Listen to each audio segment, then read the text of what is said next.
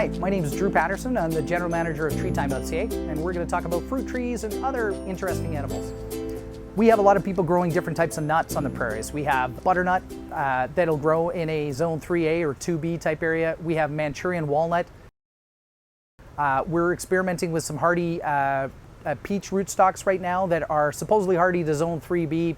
I think personally they're just zone 4 hardy, but there are people experimenting with them and wrapping them up each winter to make sure that they have peaches next year. And there's people within the city of Edmonton that are successfully growing peaches, although I'm not sure they fully ripened. They were kind of green when I saw them. But we have some of those things available. We have the Trader mulberry, which is probably the tastiest red mulberry that you can get on the prairies from the Trader family in I think it's Minnesota that they were located. And then we also have a wide range of other things like lingonberry or bog cranberry as it occurs in the wild here. It is a very tasty fruit. It is something that it's a nice ground cover. You can plant it as a ground cover and then eat some of the nice berries as it comes available. We have common blueberry. They're small little berry and but have the same flavor of the much larger blueberries in their smaller size. So if you want flavor, then all you need is these little common blueberries. But if you want the bigger mouth fill, then you probably want more of the commercial type blueberries. We also have a wide variety of sour cherries available. They're quite popular. We have some that are grown from seed. We have the University of Saskatchewan ones.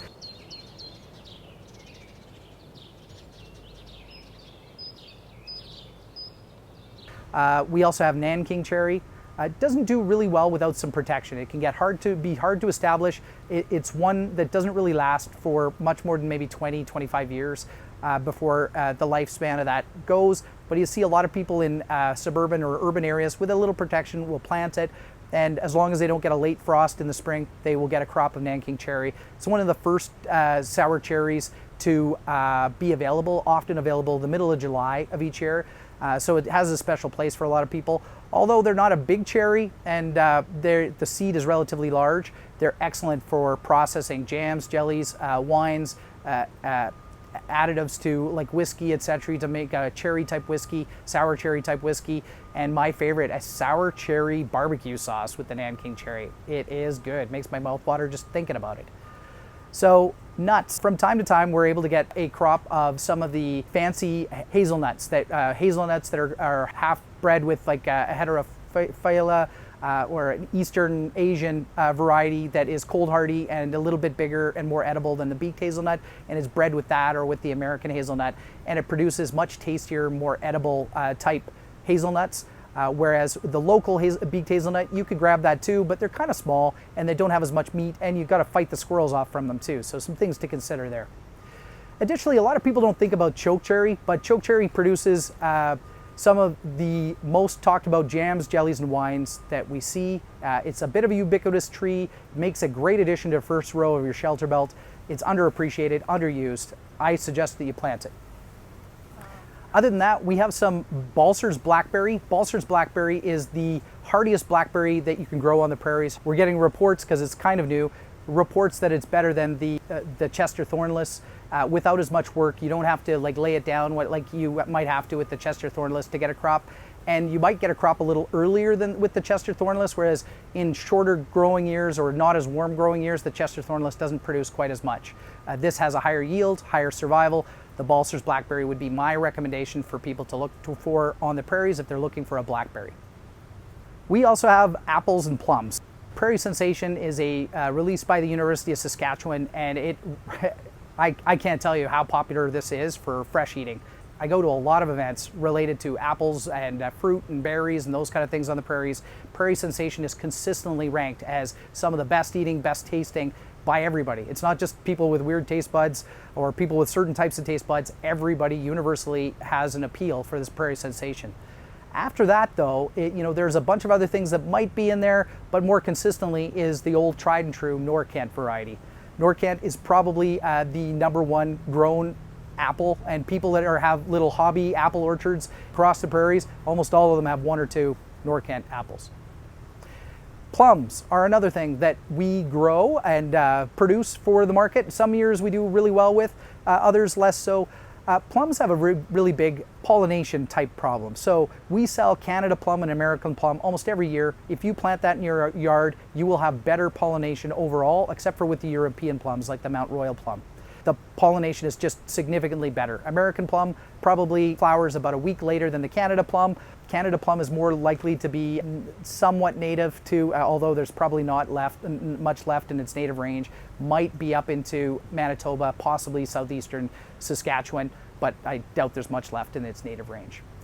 But plums are really good. There's the Mustang cherry plum, which is actually a complex hybrid, and it's a good rootstock for a whole bunch of different types of plums, cherries, and apricots. We grow Manchurian apricot from seed. Some of them are mealy, but on the prairies you can't be too picky. Like, fruit is fruit, and some years you don't get a full crop. It definitely needs some protection, but some of them are amazing. There are some selections that aren't as mealy, are extra sweet, and they're extra plump. The Capilano apricot from Edmonton area is well regarded, and that's just a Manchurian apricot seedling, as best everyone can tell. But there's other named cultivars of apricot that you could get too, but Manchurian apricot is probably the tried and true, and you see the most of it. And it has gorgeous fall color and amazing flowering in the spring as well.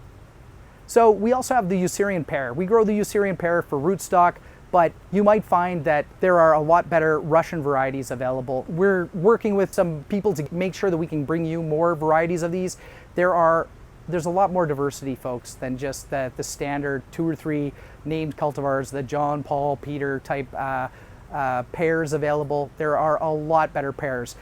Golden Spice pear is a tried and true one too, but there are other ones. The Krazulia. There is a wider range of pears available to you, and they're coming. Be patient. Plant the Usarian pear. It's a good rootstock. It's a good pollinator. Pears, often we hear from people, I didn't really get a lot of pears ever until I planted my Usarian pear, and then I got the cross-pollination that I needed, and now I suddenly get a whole lot of pear growing. Patterson Pride plum is one of the most attractive and best tasting plums that we've grown. It pairs well with the Pemmican plum, a little bit different timing. The Patterson Pride tastes better, it looks better, has a weeping habit, doesn't always ripen by the end of the year. So the Pemmican plum ripens a little earlier, tends to ripen every single year. That's what we're seeing in warmer areas, or if you treated it right and maintained it, you're likely to get a full crop from the Patterson Pride plum every year. And of course, that is from named after the University of Saskatchewan fruit program, Cecil Patterson. Sea Buckthorn is another really great crop, very tasty, kind of like a mango banana type flavor. It's very unusual, a little bit acidic sometimes. There's a bunch of varieties that are just emerging, that we're trying to do that aren't just shelterbelt type species, but would be more of an edible species. And I've actually gone to a lunch place that happened to have a sea buckthorn tart served at lunch, and of course I bought it to try it, to say, oh yeah, I've had it, saw it somewhere and bought it, kind of thing. So it is emerging, it is becoming a lot more noticeable. There's such a wide range of sea buckthorn varieties to choose from, with more thorns, less thorns, bigger berries, smaller berries. The genetic diversity in this one is amazing. Yellow berries, yellow berries, red berries, orange berries, and then red kissed orange berries. So there's such a huge amount of diversity in there. Some of these berries are made for commercial production. They're sweeter. Some of them are made for their fat contents, which are better for hand creams and skincare type products or other things. This has been a natural herbal supplement or health aid since I can ever remember. It is a very healthy food, has high amounts of vitamin C. People take the leaves and make a tea out of it. Same thing with the Goji Berry. We don't grow a lot of Goji Berry every year, and it is not for everyone. Please look into it. It can be finicky when it's young. After it gets established, it'll do right well on the prairies, but it does take a bit of experience up front. Probably not for beginners, I would say. But the Goji Berry is very attractive, and it blooms throughout the year and gives a crop of berries throughout the year. So you got to pick them when they're right. They kind of taste a little bit like a cross between a raspberry and a cherry tomato, and you see them in a lot of, like, Booster Juice has got them as a health type drink to additive. It's also known as wolfberry. This crop is done incredibly well, and there's a lot of interest in it. Raspberries as a whole, we carry a lot of the tried and true varieties, like a Boyne or a Souris raspberry that is the tried and true. We also carry the Red Bounty from the University of Saskatchewan that does really well, the Red Mammoth from the University of Saskatchewan that has 1 inch by 1 inch fruits. And when you first see those, you almost like are in horror. You're like, what did they do to that plant? So it's really kind of shocking to see a 1 inch by 1 inch berry. And it's on top of that, they're firm and very tasty. You'd think it would fall apart, but no, somehow the whiz kids at University of Saskatchewan really got themselves a really great cultivar there. We also grow some yellow raspberry varieties, and there's a lot of interest in them, and they're pretty tasty. I personally find them a little too sweet. Like, there isn't the same acidity as there is for some of the red cultivars. It's almost like it's not even a raspberry because the taste profile is just so different. And we similarly find the same kind of thing with some of the purple raspberries. We do sell some of the purple raspberry varieties. We even sell black raspberry, and there are some cultivars of black raspberry that do well on the prairies and survive on the prairies. And we've been experimenting with them, and some have been released before, and now we just got to change up some of our production variables, and it'll be available over the next coming years. Saskatoons are a staple berry on the prairies, and nothing really says Canada's prairies just like a Saskatoon berry does. And there's really only a few places that do a lot of the processing for Saskatoons, and the industry has been on the edge of taking off forever, and it really hasn't hit the mainstream, certainly not in outside of the prairies of Canada. But it's a very tasty berry, and we sell, in the past we've sold hundreds of thousands every year of the Saskatoon berry. Primarily the Northline Saskatoon, which I would say is the #1 U-pick or orchard type variety of Saskatoon. It suckers a bit. It gets to about 8 feet tall, is great for overall harvesting. If you want some help ever about setting up an orchard, it is not as straightforward as you think. You need to talk to a lot of people about the logistics and how to do it. Please trust an expert that'll help you walk you through some of the planting requirements, the how to make sure it gets irrigation, you get the proper weeding, so that you realize too that it's going to be 3 or 4 years at the very least until you have some fruit, and it might be 5 or 6 until you actually have a viable commercial enterprise from that fruit. How are you going to harvest it? How are you going to get it to market? All of these things are really complex, and it's the way agribusiness is these days, and we'd love to be your partner if you're willing to do that. There are a lot of questions to ask to answer, and we can help with that. A lot of U-pick farms, though, are not using Northline anymore. You see a lot more of the Martin and Teeson. Teeson is a very tall, more upright, vase-shaped type plant that gets to about 12, 14 feet tall, and it's not suitable for overrow harvesters, but you see it a lot more for U-picks. I think that's primarily because the berries are quite large, among the largest berry of all of them, and it's best for juice. One of the offspring of the Teeson variety, Martin, has a big berry, isn't quite as tall, is very popular. It's actually probably more popular than the Teeson itself. Martin and the Northline are our 2 most popular varieties.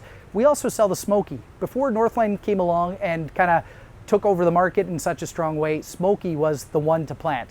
But Smoky has slightly less flavor. It's sweet, but has slightly less flavor, and it has good similar growth habits to the Northline.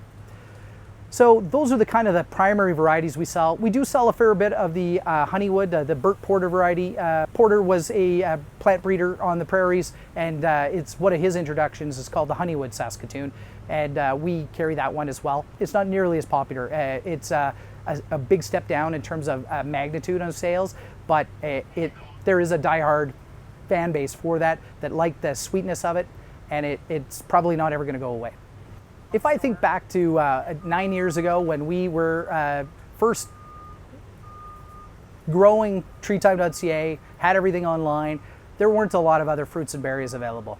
But over time, the reason you're planting a shelter belt is to be able to eat more fruits and berries. Yeah, we had Saskatoons, yeah, we had a handful of other things, but it really didn't fully fill the category. And the majority of our growth over the last 2 years has been around fruits and berries. People don't just want a shelter belt to protect what their growing area. They also want to have a higher quality of life and greater diversity there. Part of the reason you plant the shelter belt is to enjoy that greater diversity. And once you've tasted some fresh Saskatoons, some fresh raspberries, some fresh strawberries, it's sure hard to go back to store-bought.